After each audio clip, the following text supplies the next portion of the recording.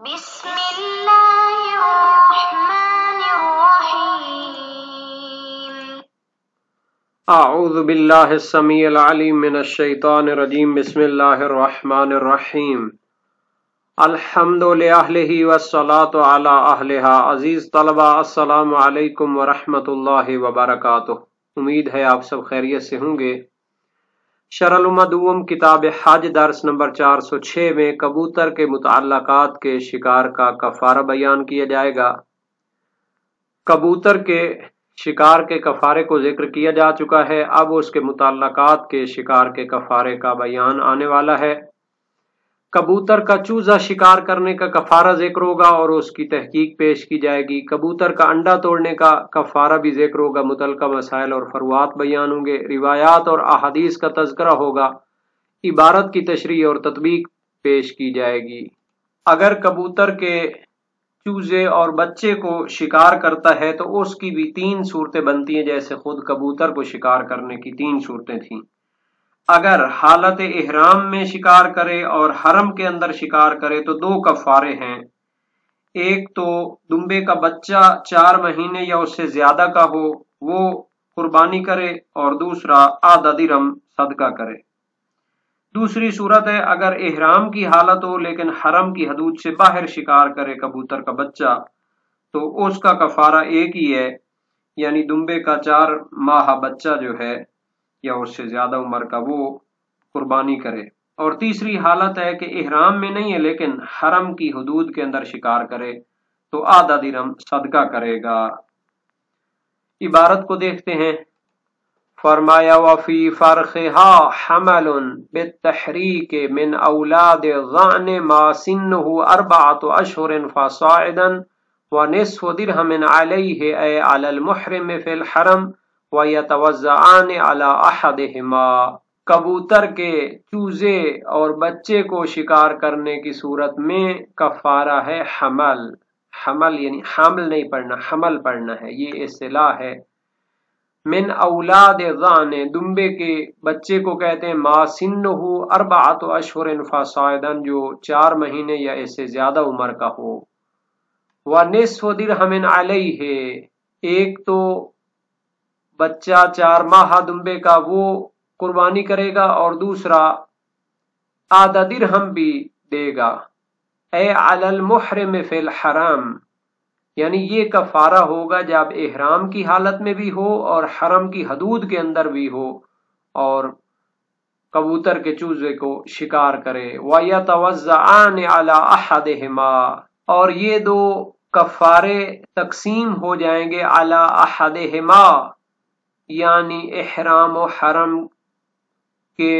اوپر جب ایک صورت ہو دوسری صورت نہ ہو۔ مثال کے طور پر اگر وہ احرام کی حالت میں ہے لیکن حرم کی حدود سے خارج ہے تو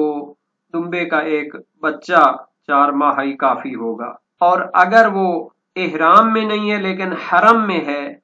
تو پھر اس کے لیے آدھا درہم ہی کافی ہوگا، صدقہ کرے۔ شہید ثانی نے اس کو بیان کیا ہے، فَيَجِبُ الْأَوَّلُ عَلَى الْمُحْرِمِ فِي الْحِلِّ وَالثَّانِي عَلَى الْمُحِلِّ فِي الْحَرَمِ بِقَرِينَةِ مَا تَقَدَّمَ تَرْتِيبًا وَوَاجِبًا۔ فَيَجِبُ الْأَوَّلُ، پس بچہ 4 ماہ واجب ہے جب احرام کی حالت میں چوزے کو شکار کرے، فی الحل لیکن حرم کی حدود سے باہر ہو۔ والثانی علی المحل فی الحرم، اور آدھا درہم واجب ہے جب وہ حرم کے اندر شکار کرے لیکن محل ہو، احرام کو اتار چکا ہو۔ بقرینۃ ما تقدم، اس کا قرینہ کہ اس طریقے سے تقسیم کرنا ہے خود مصنف کی عبارت ہے جو پہلے گزر چکی ہے، خود کبوتر کے شکار کے کفارے کے بارے میں، ترتیب کے لحاظ سے بھی اور واجب مقدار کفارہ کے لحاظ سے بھی، کہ انہوں نے وہاں پر پہلے بکری کا کفارہ ذکر کیا تھا اور اس کے بعد درہم والا کفارہ ذکر کیا تھا، اور ترتیب کے لحاظ سے پہلے احرام والے کو ذکر کیا تھا، بعد میں محل کو ذکر کیا تھا۔ وَفِي بَيْضِهَا دِرْهَمٌ وَرُبْعٌ عَلَى الْمُحْرِمِ فِي الْحَرَمِ، اور اگر کبوتر کا انڈا شکار کرے تو 1 درہم پلس 1/4 درہم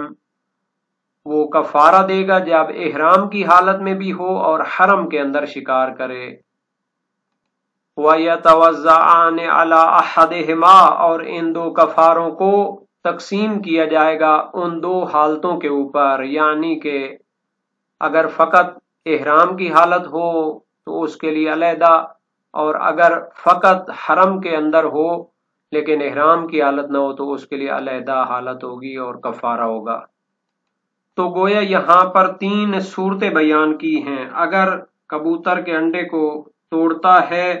تو پہلی صورت ہے کہ حالت احرام بھی ہے، حرم کے اندر بھی ہے، تو 2 کفارے ہیں، 1 پورا درہم اور 1/4 درہم۔ درہم تو احرام کی وجہ سے ہے اور 1/4 درہم حرم کی وجہ سے ہے۔ یتوزعان علی احدہما، اس میں 2 صورتیں آ جاتی ہیں۔ اگر احرام میں ہو لیکن حرم سے باہر ہو تو 1 درہم کفارہ ہوگا، اور اگر احرام میں نہ ہو حرم کے اندر ہو تو 1/4 درہم واجب ہوگا۔ وفی بعض النسخ احداہما فیہما ای الفاعلین او الحالتین، شہید اول کی جو عبارت ہے اس میں احدہما آیا ہے، لیکن بعض نسخوں میں احداہما آیا ہے، تو اگر احدہما آئے تو پھر 2 فاعل مراد ہوں گے، محرم و محل، اور اگر احداہما ہوں تو 2 حالتیں مراد ہوں گی، حالت احرام اور حالت احلال۔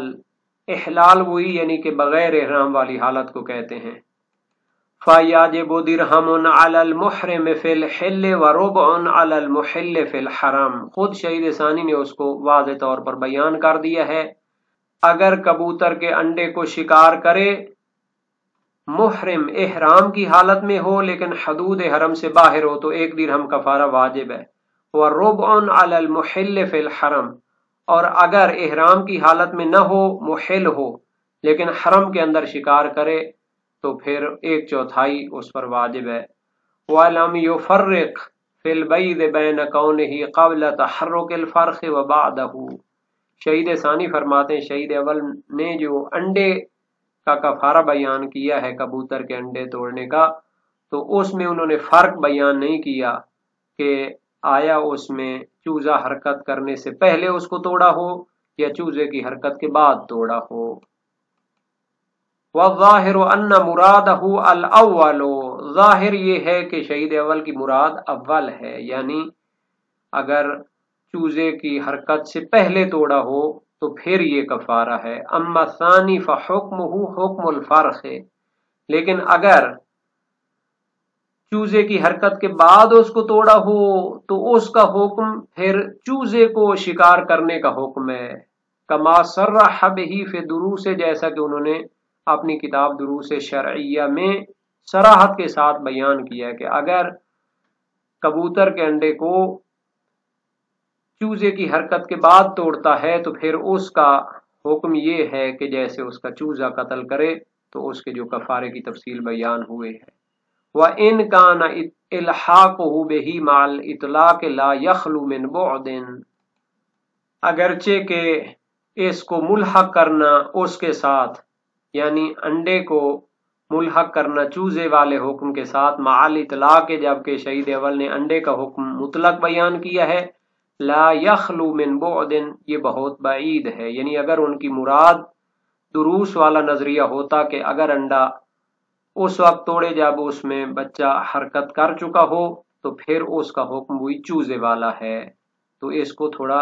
کھول کے بیان کرنا چاہیے تھا، اس طرح بیان کرنا اس کو نہیں سمجھاتا۔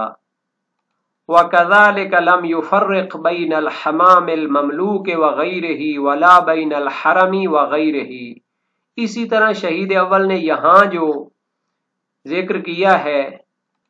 کبوتر کا کفارہ، تو انہوں نے فرق نہیں کیا کہ وہ کبوتر کسی کی ملکیت کا ہو وغیرہ یا کسی کی ملکیت میں نہ ہو، ولا بین الحرم وغیرہ، اور نہ ہی انہوں نے فرق کیا ہے کہ وہ کبوتر حرم کی حدود کا ہو یا حرم سے باہر کا ہو، تو ہر صورت میں انہوں نے یہ کفارے بیان کر دیے ہیں۔ شہید ثانی فرماتے ہیں والحق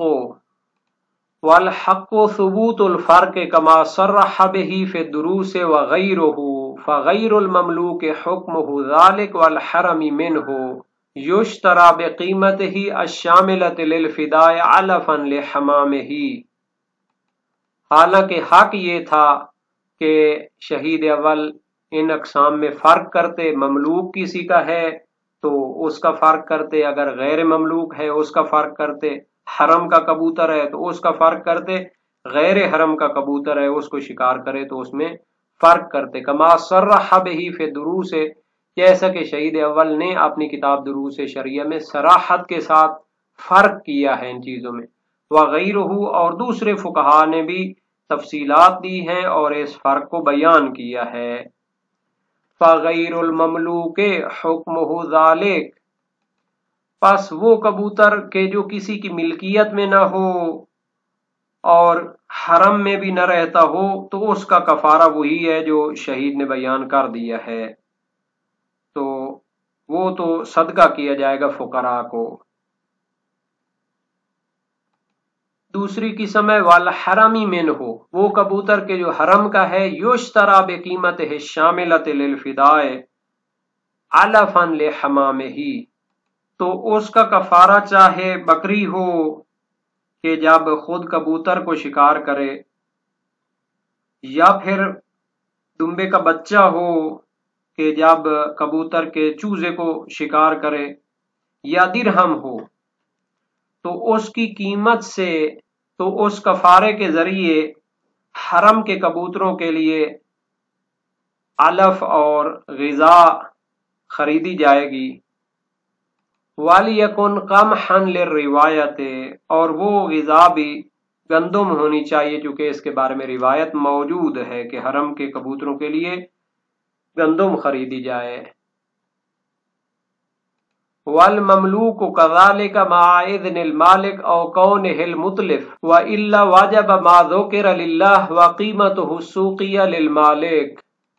اور اگر وہ کبوتر جس کو شکار کیا ہے وہ کسی کی ملکیت میں ہو تو اس کا حکم بھی اسی طرح ہے کہ اس کی قیمت کو فقراء کے لیے صدقہ کیا جائے گا، بشرط یہ کہ اس کبوتر کا مالک اس کی تلف کرنے کی اجازت دے، مع اذن المالک، اس کو تلف کرنے کی اجازت دے،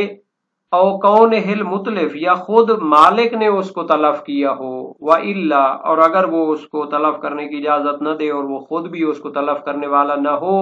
واجب ما ذکر للہ، تو اس صورت میں جو اس کا کفارہ ہے، چاہے بکری ہو، چاہے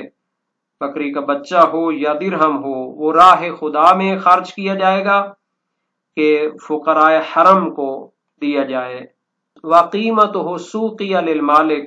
اور اس کبوتر کی جو بازار والی قیمت ہے وہ اس کے مالک کو ادا کی جائے گی۔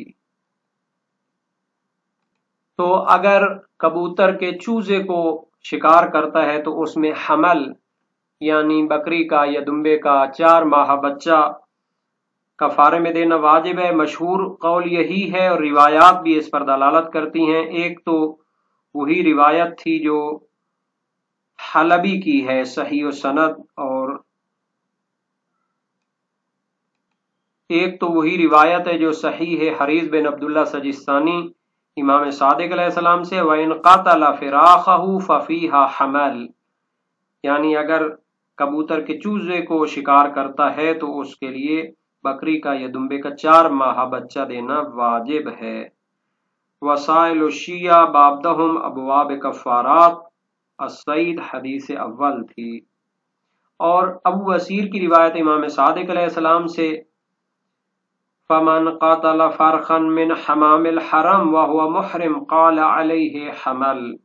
وسائل الشیعہ باب نہم ابواب کفارات السید میں حدیث نہم ہے۔ جبکہ الکافی فی الفقہ حلبی کی ہے اور غنیت النزوع ابن زہرہ کی ہے، ان کا نظریہ یہ ہے کہ ان الحمل فی